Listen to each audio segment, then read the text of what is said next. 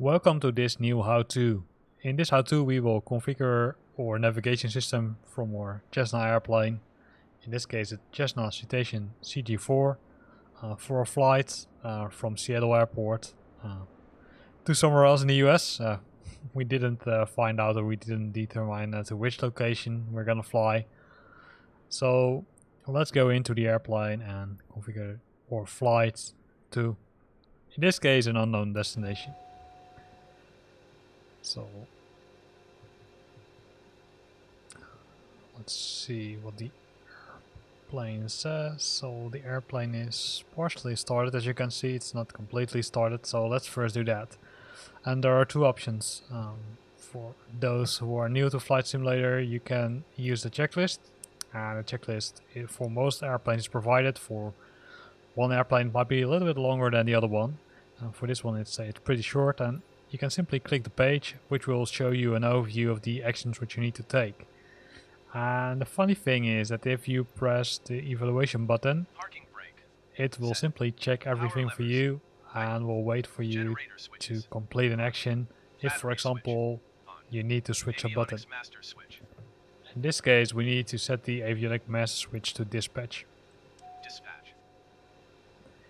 So, next step is we're going to start the engines.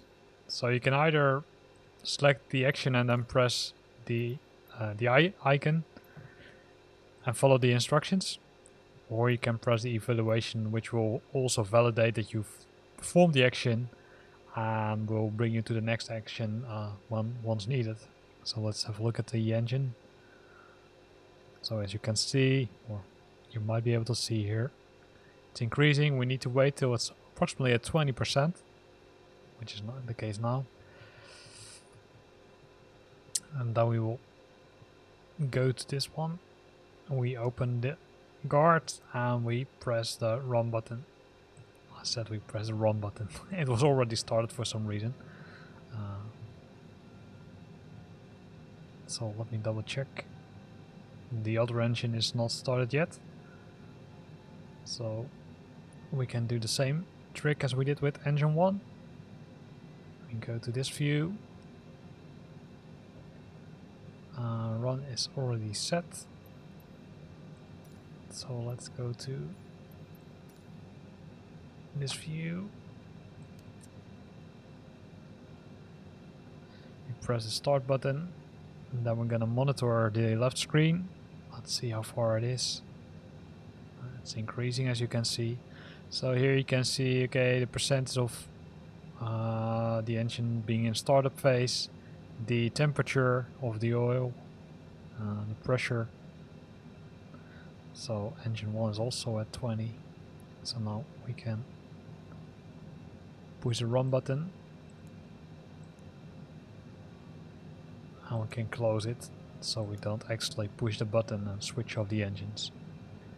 Right, so that's how to complete this task. Right engine run / stop button. Run when N2 equals 20%. You can see the co-pilot reads everything, so let's how to complete the page. I said how to complete right the page. Engine starter button.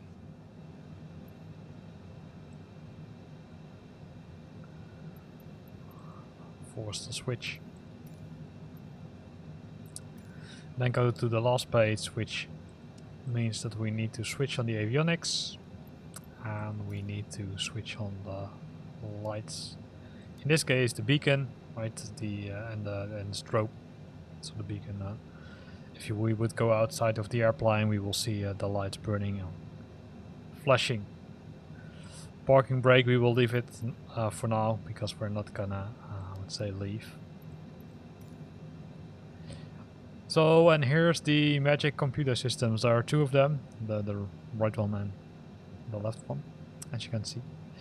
They are both containing the same functionalities, and they can both be used to manage the controls which are here, because you can draw a line here, because this system on the left side is duplicated on the right side also. So let's go back to the computers and let's configure the flight plan. To do that, as with most of the airplanes, maybe you've seen some of my other how-tos, you need to press the FPL button. However, this computer is a little bit different, or I would say a lot different compared to the other airplanes. So what we're gonna do is we're gonna first configure the origin. In this case, let's look at the origin. In this case, we're flying from Seattle, which is Kilo Sierra Echo Alpha. So Kilo Sierra Echo Alpha, and then we need to press this button, which in this case sets our departure point from the Seattle Airport. So now we're gonna zoom out a bit and let's find a location to which we can fly. Well, let's pick this one, Kilo Golf Romeo Foxtrot. So we type in Romeo. Oh, made an error. In that case, what you need to do is you need to press the clear button and you can continue typing.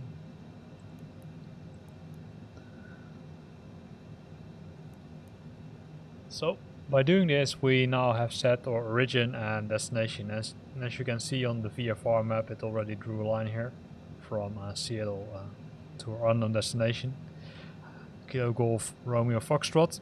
But what we now want to do is we need to make some adjustments, right? Because this is a really direct flight, but we want to make some, I would say we need to visit some waypoints here, then probably follow the coastline a bit, and then go here to the left side, then follow the coastline here a bit, and then go further down to the south until we reach Kilo Golf Romeo Foxtrot. So let's zoom in a bit here. So the first waypoint which we're gonna add is the Charlie November Tango India. And what we need to do is we need to add that as an additional waypoint. So what you need to do is first press the next button, which brings you to page 2 of 2 in this case. So we type in the letters C and then Tango India, and then you need to press this button, which will add it to our map. You can see an additional line is being added here.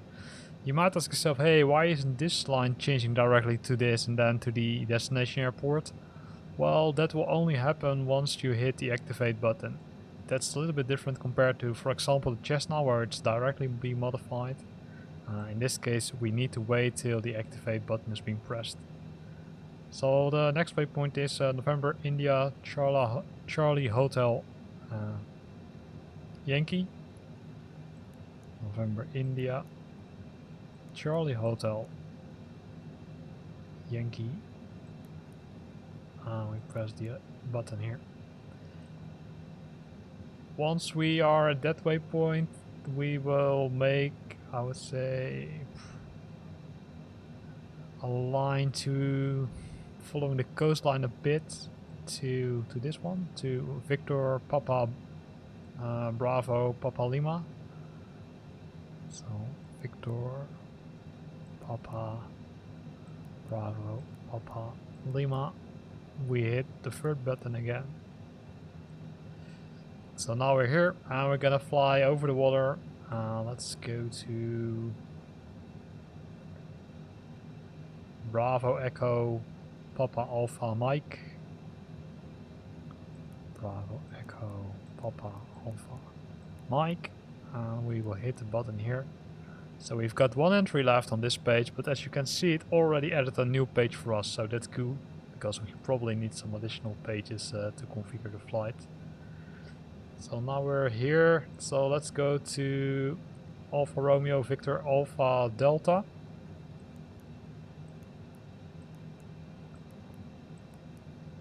Hit the button here, and then we need to go to the next page, because the second page is full. So we will hit next. And then we will add Kilo Echo Foxtrot Papa Uniform. Kilo Echo Foxtrot Papa Uniform. Press the button again. Then we go to this one, Golf Romeo Alpha Yankee Echo.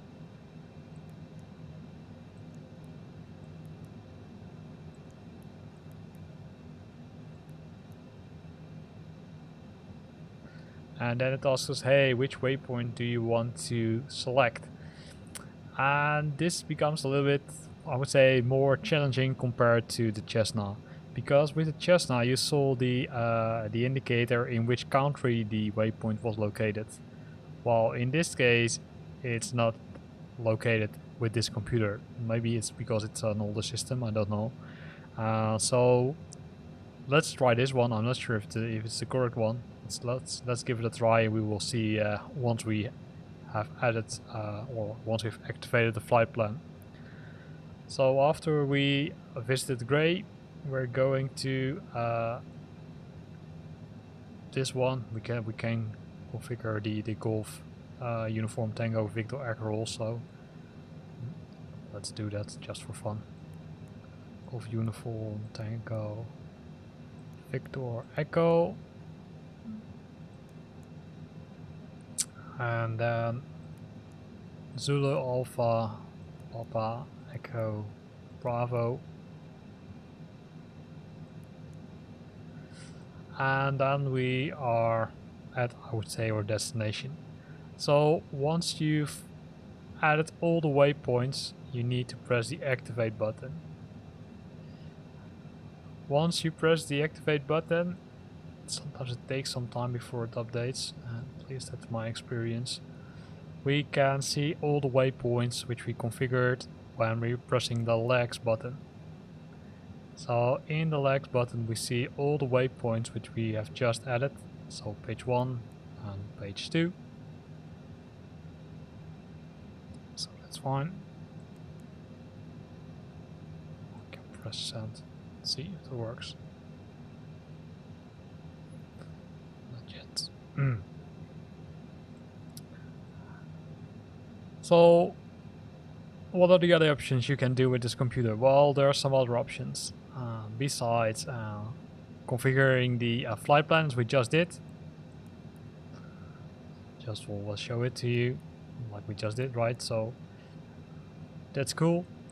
The other thing you can do is configure direct flights using the direct button, which is located here.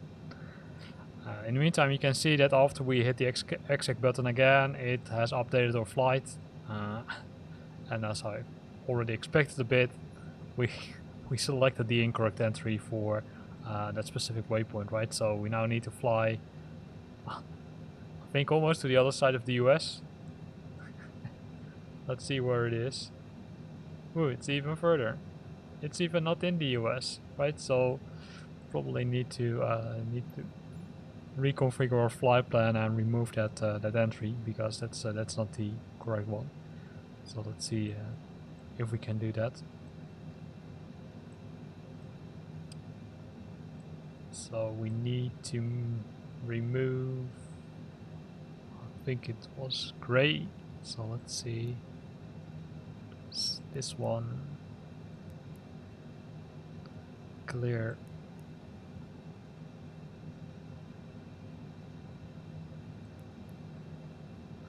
And after that it removed it. So after you updated the plan, you need to press execute again.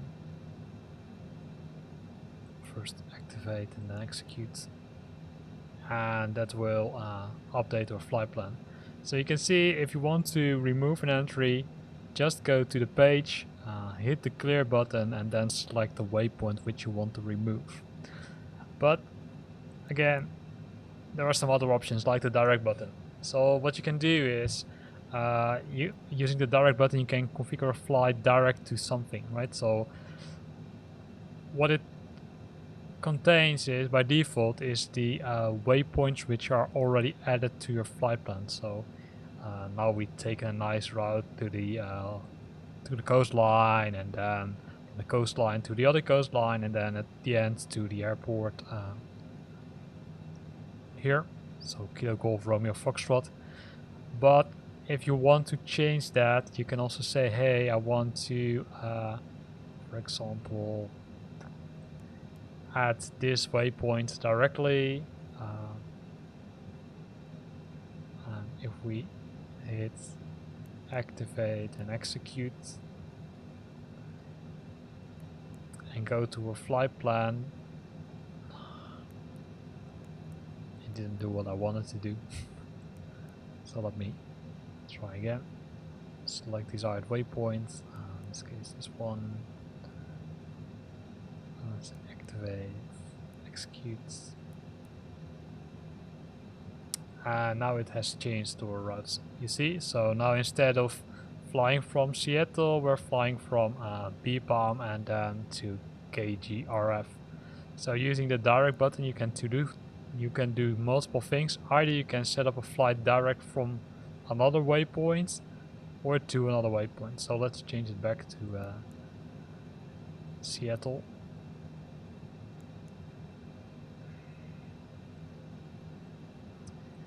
And what it did now, it simply removed everything, right? So if we now go to our flight plan, you can see, hey, the origin is the user defined, destination is Seattle Airport, and now it removed everything. So we need to configure our additional waypoints if we want to make sure that we're flying the way we want to fly. So you can see, compared to the Cessna airplane and some of the smaller airplanes, this computer is a little bit more complicated. I would say it's doable, but it might require some practice. You can see that sometimes I also need to push another button because I simply forgot to push the button. For example, for updating the flight plan, don't forget to first hit the init button. Oh, not this one. Sorry. The init button, and then add or click on the exec button, which will enforce that the flight plan is loaded and the route is updated on the map. This was the how-to. I hope you liked it. If you liked it, don't forget to press the like button. If you like to see more of these videos, then consider to subscribe to my channel. I'm posting regularly these kind of small tutorials, not too long, and also some nice flights with sightseeing. Thanks for watching and see you next time.